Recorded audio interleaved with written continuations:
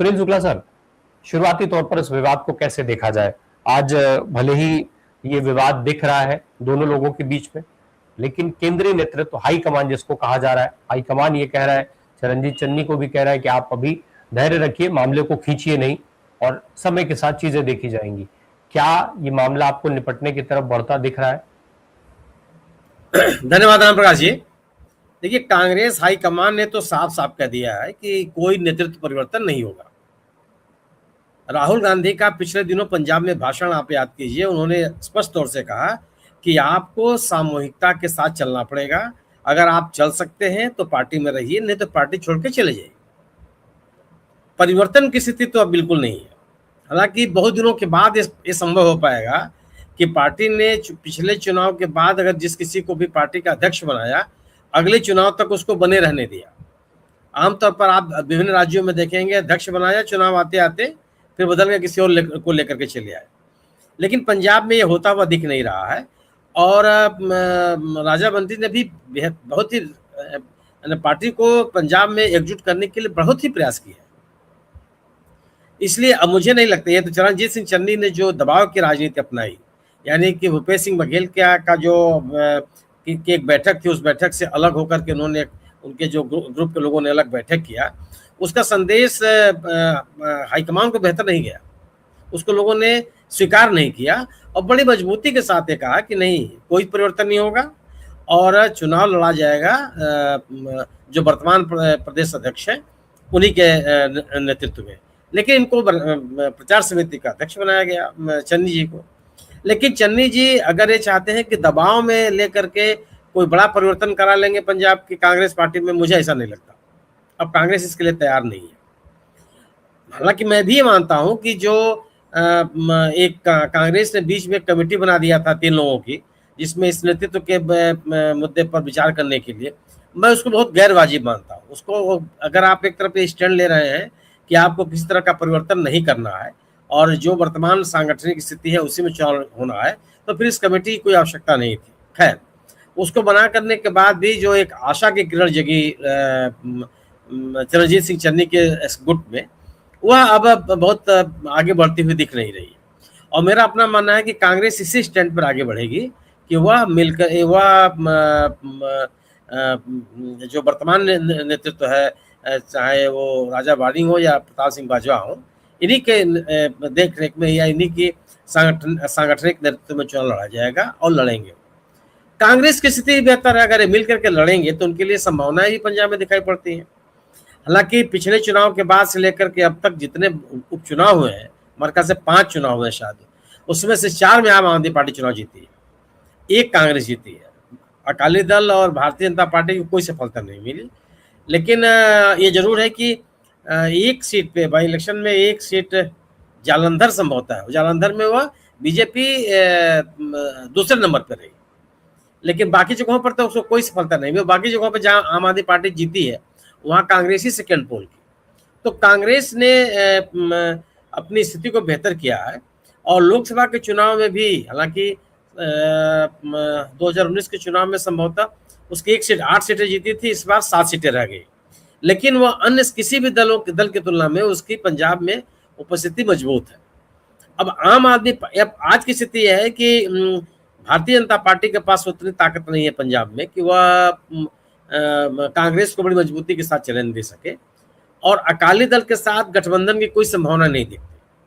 2020 में कृषि कानूनों के नाम पर दोनों दलों में जो अलगाव शुरू हुआ, इसके कारण से दोनों दलों में जो अविश्वास का संकट बना, वो अभी भी बना हुआ है। तो तत्काल तो नहीं दिखता है कि दोनों दलों में कोई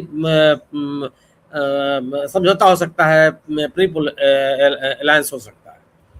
तो कांग्रेस एक बेहतर स्थिति में है और एंटी इनकम्बेंसी की स्थिति है आम आदमी पार्टी के साथ भी। हालांकि आम आदमी पार्टी के में संगठनात्मक रूप से कोई विवाद दिखाई नहीं पड़ता। उनके जो अध्यक्ष हैं और जो मुख्यमंत्री हैं, दोनों के बीच में, चाहे अमन अरोड़ा जी अध्यक्ष हो चाहे भगवंत सिंह मान मुख्यमंत्री हो, उनके बीच भी कोई ऐसी विवाद की स्थिति नहीं है। और उनके केंद्रीय नेतृत्व के साथ भी किस तरह की स्थिति नहीं दिखाई पड़ती। तो आम आदमी पार्टी निश्चित रूप से अकाली दल की तुलना में ज़्यादा संगठित है और आप कह सकते हैं कि कांग्रेस की भी तुलना में ज्यादा संगठित है, लेकिन एंटी इनकम्बेंसी उनके खिलाफ है। तो मेरा अपना ये मानना है कि कांग्रेस ने जो अपने लोगों को ये संदेश दिया है कि किसी भी तरह का फैक्शनलिज्म, किसी तरह की गुटबाजी स्वीकार नहीं की जाएगी, और जो वर्तमान संगठन का स्वरूप है उसी के तहत चुनाव लड़ा जाएगा, यह एक बेहतर एक संदेश है। और इसी एकता का संदेश देकर के ही कांग्रेस अपने जो समर्थक हैं उनको अपने साथ ला सकती है, और जो छोड़ के गए। फिल्म का सवाल है निश्चित, अब इस फिल्म के चर्चा में आने से कांग्रेस का कोई नुकसान हो जाएगा, एक राजनीतिक नैरेटिव बन जाएगा, मुझे ऐसा नहीं लगता।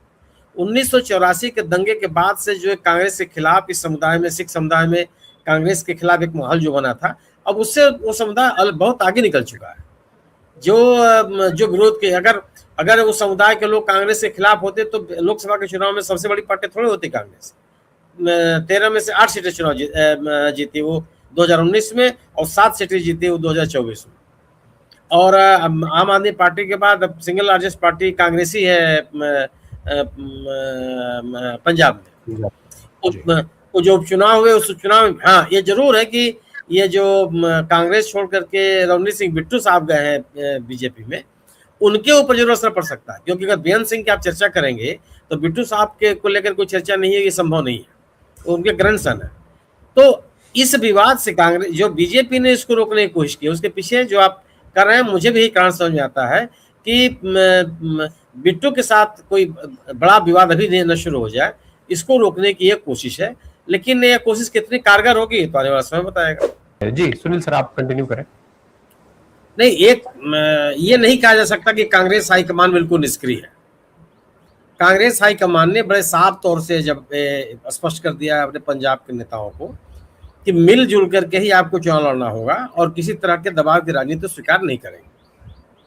रणजीत सिंह चन्नी को, और इसीलिए अगर यह दबाव स्पष्ट संदेश नहीं होता तो चन्नी साहब केंद्रीय नेतृत्व के नेताओं से बात भी नहीं कर रहे थे।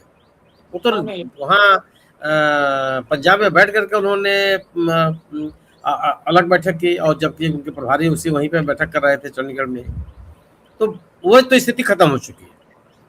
ये जरूर है, चन्नी साहब को भी ये पता है कि चुनाव जीतने के बाद अगर कांग्रेस बहुमत में आती है तो हो सकता है कि उनको मुख्यमंत्री बनने का मौका मिल जाए, लेकिन भारतीय जनता पार्टी में दूर दूर तक कोई संभावना नहीं है। भारतीय जनता पार्टी में उनको लीडरशिप थोड़ी मिल जाएगी, जब आज की स्थिति है कि वहां कैप्टन अमरिंदर सिंह जाकर के अपने आप को बहुत उपयुक्त नहीं पा रहे हैं और निष्क्रिय पड़े हुए हैं, तो चन्नी साहब को वहां ताकत मिल जाएगी। तो मुझे इन दोनों नेताओं में से किसी के भी पार्टी को छोड़ के चले जाने की कोई संभावना नजर नहीं आती। और कांग्रेस हाईकमान के द्वारा यह स्पष्ट कर दिए जाने के बाद कि किसी दबाव में अब कोई नेतृत्व परिवर्तन नहीं किया जाएगा, यह चन्नी गुट को भी समझ में आ गया होगा। और जब कांग्रेस हाईकमान ये कर रहा तो ये भी संभव है कि चन्नी गुट के साथ जो लोग हैं वो लोग चन्नी जी का ही साथ छोड़ देंगे, क्योंकि ढेर सारे लोगों को पता है कि कांग्रेस में रह करके चुनाव जीत सकते हैं। ये भी तो होगा ना, कैसा थोड़ा कि चन्नी अपने बल पर लोगों को चुनाव जिता के लेके चले जाएंगे।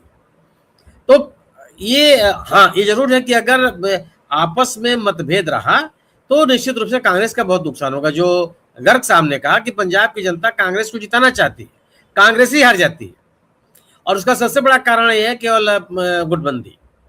लेकिन इस बार कम से कम कांग्रेस हाईकमान ने यह इस तरह की किसी भी गतिविधि को प्रोत्साहित नहीं होने दिया, और स्पष्ट तौर से कहा कि आपको मिलकर के चुनाव लड़ना पड़ेगा। मिलकर चुनाव लड़ने पर निश्चित रूप से कांग्रेस की संभावनाएं बेहतर बनती भी हैं, क्योंकि अकाली दल के पास वो ताकत नहीं है, बहुत क्षीण हुई है उनकी ताकत। बीजेपी की ताकत पहले से भी नहीं रही है। कांग्रेस का जनाधार जबरदस्त है, तो अगर जनाधार न होता, उस तरह का जन समर्थन नहीं होता, तो 2024 के चुनाव में आधे से अधिक सीटें लोकसभा की नहीं जीती कांग्रेस। लोगों ने उनको समर्थन दिया। आम आदमी पार्टी के खिलाफ निश्चित रूप से अगर मैंने कोई गुटबंदी ऊपरी सतह पर नहीं दिखाई पड़ता, लेकिन मान साहब का वो वीडियो आने के बाद एक तरह के जरूर उनके एक माहौल बना है, और गवर्नेंस के ही मुद्दे हैं वहाँ। तो एक एंटी इनकम्बेंसी का ही फायदा कांग्रेस को मिल सकता है, अपने संगठनात्मक स्थिति का ही फायदा मिल सकता है, और जो उसका जनाधार बढ़ा है, या जिस जनाधार को उन्होंने हासिल किया जो 1984 के दंगे के बाद से बहुत ही बुरी स्थिति में कांग्रेस चली गई थी, लेकिन धीरे धीरे धीरे धीरे उन्होंने अपने आप को काफी अपने जन समर्थन को बरकरार रखा। अब केवल यही है कि गुटबंदी को रोकना, और मुझे लगता है कि यह किसी गुट के ऊपर हाथ न रख करके, बल्कि साफ साफ ये संदेश दे कि कांग्रेस हाईकमान ने साफ किया है कि जो लीडरशिप है वो रहेगी, और उसी की लीडरशिप के साथ, चाहे वो प्रताप सिंह बाजवा हो जो इस समय विपक्ष के नेता हैं, और चाहे राजा भडिंग हो, इन्हीं के संगठनात्मक नेतृत्व में चुनाव लड़ा जाएगा। अब ये सही है, जो गर्ग साहब की बात में फिर दोहरा रहा हूँ कि भडिंग के ने संगठन के लिए क्या किया, इसमें बहस तो चली रही है, लेकिन ये भी जरूर है कि कम से कम बड़े पैमाने पर दल बदल नहीं हुआ। अगर आप याद कीजिए कि सुनील जाखड़, रवनीत सिंह बिट्टू, इन नेताओं के जाने के बाद से बड़ा भगदड़ मची हुई थी कांग्रेस में, लेकिन कम से कम अभी ये संगठन को एक साथ बांधे हुए हैं, और आम आदमी पार्टी सरकार के खिलाफ आए दिन कुछ न कुछ की राजनीतिक गतिविधियां भी चलती रहती हैं। तो कांग्रेस ने अपने कार्यकर्ताओं, अपने रैंक एंड फाइल को साफ साफ संदेश दिया है कि लड़ना तो मिलकर के चुनाव है, और जिसको भी जो पार्टी लाइन से अलग जाना चाहता है वो तो यहाँ तक कर रहे हैं कि वो छोड़ के जा सकता है। राहुल गांधी ने साफ साफ कहा कि आप छोड़ के जा सकते हैं, और नहीं तो आप मिलकर के साथ रहिए। और ऐसे क्रूशियल मौके पर ये बिल्कुल आप ये कह सकते हैं कि किसी का ही पार्टी छोड़ के जाना पार्टी को नुकसान पहुंचाता है। आज का समय है कि आप अपने एक एक कार्यकर्ता को, एक नेता को बांध करके रखिए, लेकिन यह भी सही है कि कोई एक नेता पार्टी को चला रहा हो, यह भी संभव नहीं है।